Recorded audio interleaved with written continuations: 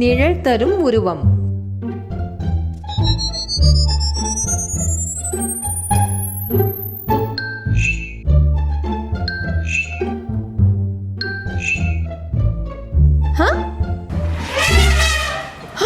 ஐயோ, இவ்வளவு பெரிய யானை!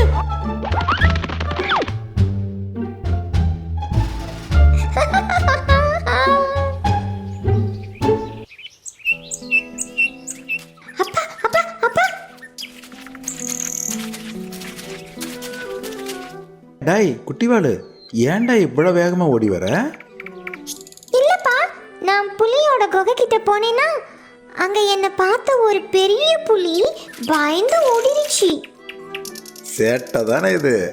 அடே குட்டிவாளு, அப்பாவையே ஏமாத்த பார்க்குறியா? நீ குட்டி பையன், உன்னை பார்த்து பெரிய புலி பயந்து ஓடிருச்சோ? ஆமாப்பா, நான் போகும்போது என் கூடவே கருப்பா ஏதோ வந்துச்சு. குகை கிட்ட போன உடனே அது ரொம்ப பெருசாயிடுச்சு. அதை பார்த்து புலி பயந்து ஓடிடுச்சு. ஓ, கதை அப்படி போகுதா? உன் நிழலை பார்த்து புலி பயந்து ஓடிருச்சா? நிழலா? அப்படின்னா என்னப்பா? ஒரு இடத்துல வெளிச்சம் போயிட்டு இருக்கும்போது அதற்கு நடுவில் வெளிச்சம் போகிறத தடுக்கிற மாதிரி ஏதாவது ஒரு பொருளை வச்சா அங்கே அந்த பொருளுடைய நிழல் உருவாகும். குகை சுவர் மேலே சூரிய வெளிச்சம் பட்டுட்டு இருக்கும்போது நீ குறுக்க போய் அந்த வெளிச்சத்தை தடுத்ததால் உன்னுடைய நிழல் அந்த குகை சுவரில் உருவாகி இருக்கும். அதை பார்த்து தான் அந்த புலி பயந்து ஓடிருச்சு. ஓ, அப்படியாப்பா? ஆமாப்பா, நான் கூட விளையாடும்போது என் கூடவே அந்த மாதிரி கருப்பா வர வடிவத்தை பார்த்துருக்கேன். இப்பதான் எனக்கு அதோட பேரு நிழல்னு தெரியுது. பாரா, சரி, உனக்கு மட்டும்தான் நிழல் இருந்ததா? இல்லப்பா, எல்லா விலங்குகளுக்கும். விலங்குகளுக்கு மட்டும் இல்லை, எல்லா தாவரங்களுக்கும், எல்லா உருவங்களுக்குமே அதோட நிழல் இருந்துச்சுப்பா. ஆஹா, நல்லா கவனிச்சிருக்கியே. Very good. சரி வா, நம்ம சாப்பிட போலாமா?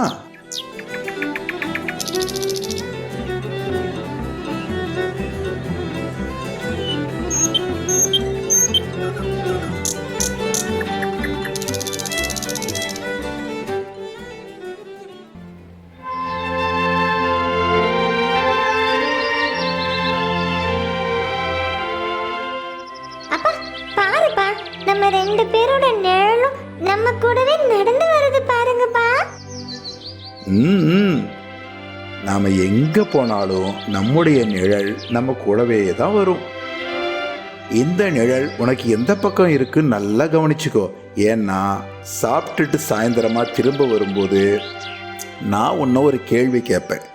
அப்ப நீ சரியான பதில சொல்லணும். என்ன கேள்விப்பா? அதுதான் வரும்போது கேட்பேன்னு சொன்னனே. சரிப்பா. அவசரம் கொடுக்க.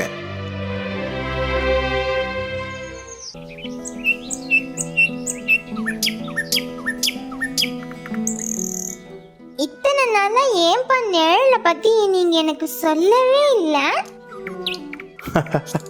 அருந்தவாளு, கேள்வி கேட்டது போதும். நாம சாயந்தரம் வரைக்கும் இங்கே தான் சாப்பிட்டுட்டு இருக்க போகிறோம். நீ சாப்பிட்டுக்கிட்டே இன்னொரு வேலையும் செய்யணும். நமக்கு முன்னாடி ஒரு மரம் இருக்குல்ல, அந்த மரத்தையும் அதனுடைய நிழலையும் சாயந்தரம் வரைக்கும் நல்லா கவனிச்சு என்ன கவனிச்சேன்னு எனக்கு சரியா சொல்லணும். சரியா? சரிப்பா.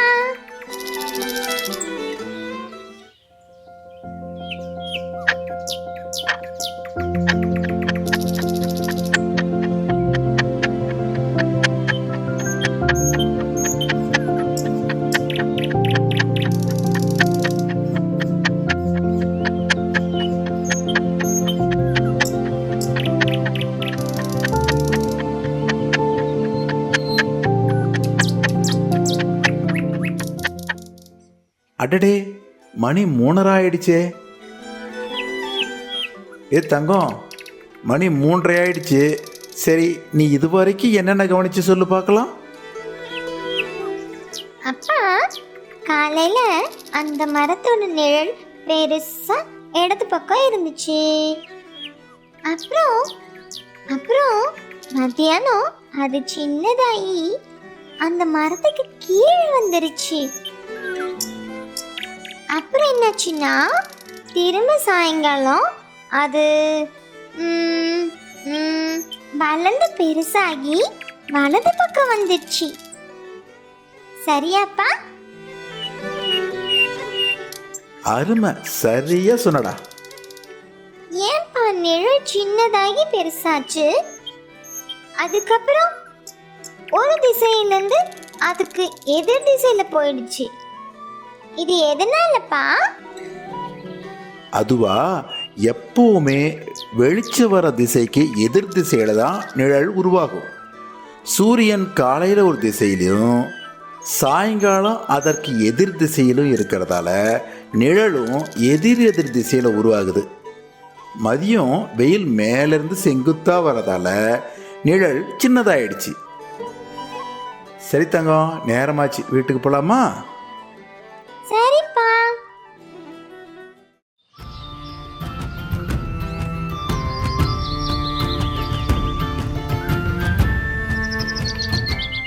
ஏய் குட்டி பையா, நான் காலையில் வரும்போது உங்ககிட்ட ஒன்று சொன்னனே, ஞாபகம் இருக்கா?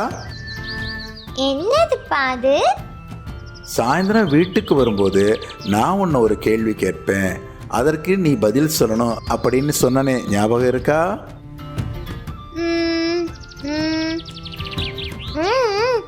ஆமாப்பா, சொன்னீங்க. என்ன கேள்விப்பா அது? கேளுங்க. காலையில் நம்ம வரும்போது உன்னுடைய நிழல் எந்த பக்கம் இருந்தது, இப்போ எந்த பக்கம் இருக்கு? காலையில வரும்போது நிழல் இந்த பக்கம் இருந்துச்சு. இப்போ அதுக்கு எதிர் திசையில இருக்கு. ஏன்னு எனக்கு தெரியுமே. ஆஹா, தெரியுமா? என்ன சொல்ல பார்க்கலாம். ஏன்னா காலையில நாம வரும்போது சூரியன் இந்த பக்கம் இருந்துச்சு, ஆமாந்தானே? இப்போ அதுக்கு எதிர் திசைக்கு வந்துடுச்சு.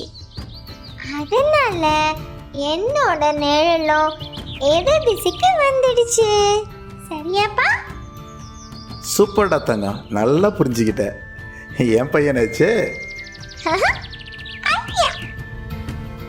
அப்பா, இந்த நிழலால நமக்கு ஏதாவது பயன் இருக்காப்பா? நமக்கு பயன் இருக்கா இல்லையான்னு சொல்ல முடியாது. ஆனால் மனிதர்கள் இதை ரொம்ப நல்லா பயன்படுத்துகிறாங்க. எப்படிப்பா? அதாவது தங்களுடைய கைகளை பயன்படுத்தி பறவைகள் மற்றும் விலங்குகளோட வடிவங்களை நிழல்கள் மூலமாக உருவாக்கி சந்தோஷப்படுவாங்க. நம்மள மாதிரி கூட செய்வாங்களாப்பா? சில திறமையான மனிதர்கள் எல்லா உருவங்களையும் அழகாக உருவாக்கி காட்டுவாங்க. சில இடங்கள்ல இதற்காக தனியா காட்சிகளை நடத்துறாங்கன்னா பாரு. ஓ, அப்படியாப்பா? ஆமா, அது மட்டும் இல்லாம பொம்மலாட்டம், தெருக்கூத்து போன்ற நிகழ்ச்சிகளிலும் அவங்க இந்த நிழலை பயன்படுத்தி சிறப்பா செய்யறாங்க. பொழுதுபோக்கில் மட்டுமில்ல, அறிவுபூர்வமாகவும் இந்த நிழலை அந்த காலத்திலேயே மனிதர்கள் பயன்படுத்தியிருக்காங்க. அறிவியல் வளர்ச்சி அடையறதுக்கு முன்னாடியே இந்த நிழலை பயன்படுத்தி நிழல் கடிகாரம் உருவாக்கி நேரத்தை தெரிஞ்சுக்கிட்டாங்க. அப்படின்னா பார்த்துக்கோயேன். ஆமாவா? ஆச்சரியமா இருக்கேப்பா.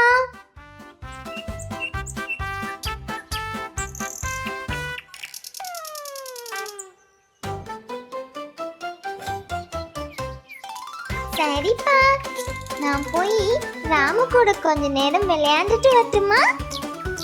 சரிடா வாலு, ஆனா ஒன்று, இருட்டுறதுக்கு முன்னாடி வீட்டுக்கு வந்துடணும், சரியா? சரிப்பா. நான் என் நிழல பார்த்துக்கிட்டே அது பின்னாடியே போறேன். நான் சொன்ன மாதிரி சீக்கிரம் வந்துடணும். வரத்துக்கு ஏதாவது லேட் பண்ணான்னு வச்சுக்கோ, உன்னுடைய நிழல் உன்னை விட்டு காணாம போயிடும். ஐயோ, காணாம போயிடுமா? ஏன்பா? விளையாட்டுக்கு சொன்னா குட்டி, இருட்டில் நிழல் உருவாகாது. ஏதாவது வெளிச்சம் இருந்தால் மட்டும்தான் நிழல் உருவாகும். நீ வர லேட்டானா இருட்டிடும் இல்லையா? இருட்டில் நிழல் உருவாகாது இல்லை, அதனால தான் விளையாட்டா அப்படி சொன்னேன். போங்கப்பா, நீங்க எப்ப பாரு என்ன ஏதாவது சொல்லி ஏமாத்திட்டே இருக்கீங்க. எப்படிப்பா உங்களுக்கு இந்த விஷயம் எல்லாம் தெரியுது? என்ன கேட்டாலும் அத பத்தி சொல்றீங்களேப்பா. நிறைய புத்தகங்களை படித்தா நம்ம அறிவை நம்ம வளர்த்துக்கலாம். நிறைய புது புது செய்திகளையும் நாம் தெரிஞ்சுக்கலாம். அப்படியாப்பா? புத்தகம் படிச்சா நிறைய விஷயங்களை தெரிஞ்சுக்கலாமா? ஆமாண்ட செல்லம், நிறைய விஷயங்களை நாம் தெரிஞ்சுக்க முடியும். நானும் பெரியவனாயி உங்களை போல நிறைய புத்தகங்களை படிக்கிறேன்ப்பா. புத்தகம் படிக்க பெரியவனும் ஆகணும் அப்படின்னு அவசியம் இல்லை. இப்போ இருந்தே நீ சின்ன சின்ன புத்தகங்களை வாசிக்க ஆரம்பிக்கலாம். சரிப்பா, நானும் நிறைய புத்தகங்களை வாசிச்சு உங்களை மாதிரியே எல்லா விஷயங்களையும் தெரிஞ்சுக்க போறேன். நிஜமாவா? நீ சொல்றத நம்பலாமா? ஆமாப்பா, நான் பெரியவனாகி எல்லாருக்கும் உங்களை மாதிரி நிறைய தகவல்களை சொல்லுவேன். இன்னைக்கு நான் கத்துக்கிட்டதெல்லாம் அம்மாட்ட போய் சொல்ல போறேனே. அப்புறம் என் ஃப்ரெண்ட்ஸ் கிட்டயும் சொல்ல போறேன்.